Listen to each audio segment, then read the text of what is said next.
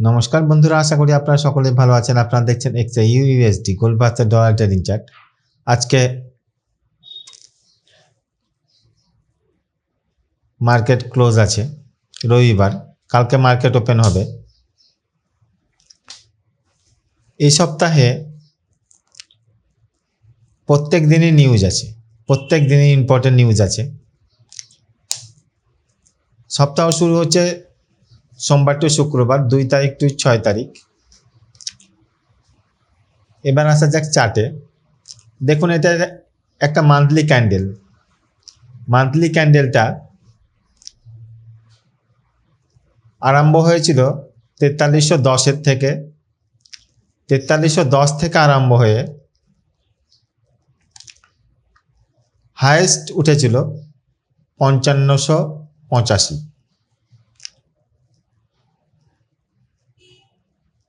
এই হাইয়েস্ট উঠেছিল, উপরে একটা শ্যাডো দিয়েছে। দেখুন, উপরে একটা শ্যাডো দিয়ে ক্লোজ হয়েছে।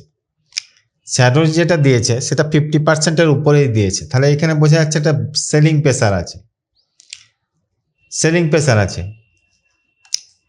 আবার এই ক্যান্ডেলগুলো দেখুন, এই ক্যান্ডেলগুলোতেও কিন্তু শ্যাডোটা 50%-এর উপরেই ছিল।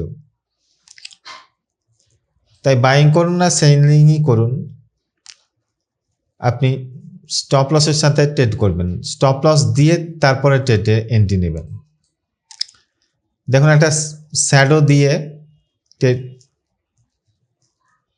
মান্থলি ক্যান্ডেলটা ক্লোজিং হয়েছে, কিন্তু যে স্ট্রাকচারটা আছে, স্ট্রাকচারটা কিন্তু মান্থলিতে আমরা বাইংয়ে আছি, বাইংয়েই আছি যতক্ষণ না এই যে একটা রেড ক্যান্ডেল আছে, এই রেড ক্যান্ডেলটার নিচে যখন ক্যান্ডেল ক্লোজ করবে, 3277-এর নিচে যদি ক্যান্ডেল ক্লোজ করে, তবে মান্থলিতে আমরা সেল দেখবো, তাছাড়া সেল দেখবো না। উইকলিতে আসা যাক। এই সপ্তাহটাও শেষ হয়েছে শুক্রবার। আমি বলেছিলাম শুক্রবার দেখবেন মার্কেট একটু ভোলাটাইল হবে, কারণ শুক্রবার সপ্তাহও শেষ হচ্ছে, মাসও শেষ হচ্ছে, তাই মার্কেট একটু ভোলাটাইল হবে। আমি প্রথমেই বলেছিলাম। দেখুন, সপ্তাহের যে ক্যান্ডেলটা, সেই সপ্তাহের ক্যান্ডেলটা একটা বিয়ারিশ ক্যান্ডেল ক্রিয়েট হয়েছে। উপর দিকে দেখুন একটা শ্যাডো দিয়েছে, উপর দিকে শ্যাডো দিয়েছে। আর এত বড় ক্যান্ডেল সাধারণত হয় না। আরম্ভ হয়েছে 4691-তে, আর হাইয়েস্ট উঠেছিল 5592। দেখুন, এখানে একটা বড় ক্যান্ডেল। এরপরে ক্যান্ডেলগুলো যদি সেল হতে লাগে, সেলও আরাম হতে লাগে, এই যে ক্যান্ডেলগুলো যদি তারপরে ক্যান্ডেলগুলো সেল আরম্ভ হয়, দিয়ে যদি এই লেভেলটার, এই রেড ক্যান্ডেলটার নিচে ক্যান্ডেল ক্লোজ করে দেয়, তাহলে আমরা উইকলিতে তখন সেলে দেখব। স্ট্রাকচার যেটা, স্ট্রাকচারটা ভেঙে গিয়ে, বাইং স্ট্রাকচারটা ভেঙে গিয়ে সেলিং স্ট্রাকচারে পরিণত হবে। এই যে একটা ক্যান্ডেল দেখছেন, এই রেড ক্যান্ডেলটা, এই রেড ক্যান্ডেলটার শ্যাডোর নিচে যদি ক্যান্ডেল ক্লোজ করে দেয়, শ্যাডোর নিচে যদি ক্যান্ডেল ক্লোজ করে দেয়, তখন আমরা উইকলিতে সেল দেখব। আসা যাক ডেলি ক্যান্ডেলে। ডেলি ক্যান্ডেলে দেখুন কি সিচুয়েশন ক্রিয়েট হয়েছে। দেখুন, ডেলি ক্যান্ডেল এটা বিয়ারিশ ক্যান্ডেল ক্রিয়েট হয়েছে। বিয়ারিশ ক্যান্ডেল ক্রিয়েট হলেও কিন্তু যে স্ট্রাকচারটা আছে, বাইং স্ট্রাকচারটা কিন্তু সেলিং স্ট্রাকচারে পরিণত হয়নি এখনো। সেলিং স্ট্রাকচারে তখন পরিণত হবে। এই যে একটা রেড ক্যান্ডেল দেখছেন, এই রেড ক্যান্ডেলটার নিচে যখন, এই শ্যাডোর নিচে যখন ক্যান্ডেল ক্লোজ করবে, 4276-এর নিচে যদি ক্যান্ডেল ক্লোজ করে দেয়, তাহলে এই যে বাইং স্ট্রাকচারটা আছে, বাইং স্ট্রাকচারটা ভেঙে গিয়ে সেলিং স্ট্রাকচারে পরিণত হবে।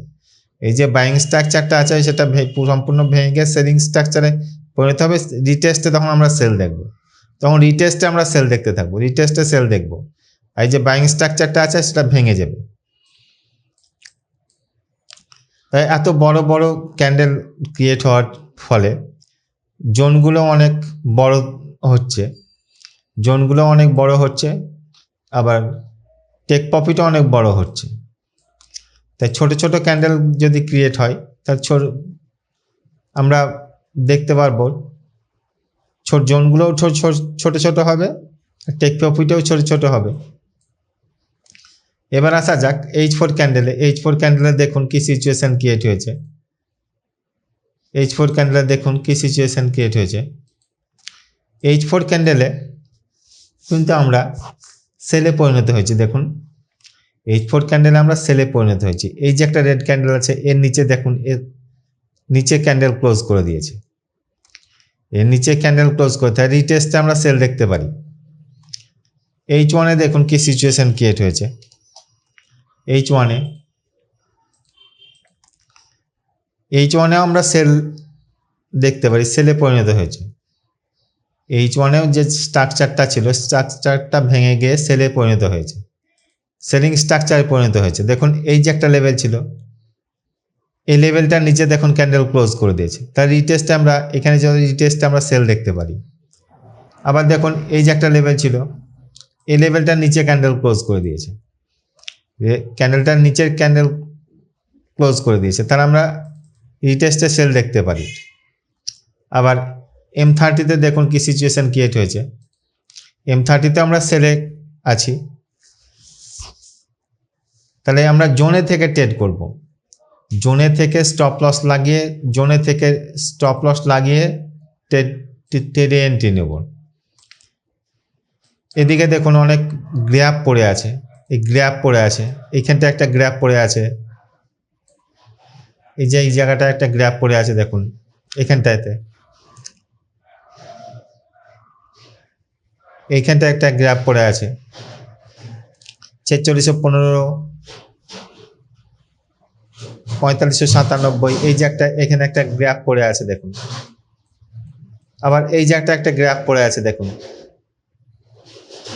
4331, 4347, এই যে একটা গ্র্যাপ পড়ে আছে। এই গ্র্যাপগুলোকে ফিল করতে আসতে পারে মার্কেট, না আসতেও পারে। আমি বলেছিলাম যে 1843-এ দেখবেন একটা গ্র্যাপ পড়ে আছে, সেই মার্কেটটা এখনো ফিল করতে আসবে বলে মনেও হয় না। তাই জোনে থেকে ট্রেড করবেন। আমি জোনগুলো দিয়ে দিচ্ছি আজকে। জোনে থেকে স্টপ লস লাগিয়ে ট্রেড করবেন, স্টপ লসের সঙ্গে জোনে থেকে স্টপ লস লাগিয়ে ট্রেড করবেন। দেখুন জোনগুলো অনেক বড় বড় হয়েছে, আর টেক প্রফিটটাও অনেক বড় হয়েছে, সেরকম টেক প্রফিটটাও অনেক বড় হয়েছে। এই জোনে থেকে স্টপ লস লাগিয়ে ট্রেড করবেন। রিটেস্টে আপনারা সেল দেখতে পারেন, অবশ্যই সেটা স্টপ লসের সঙ্গে। যেহেতু আমরা H1 M30-তে সেলে আছি, সেরকম সেল দেখতে পারেন।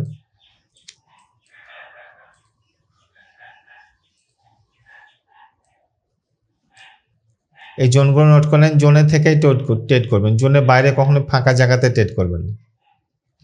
ধন্যবাদ।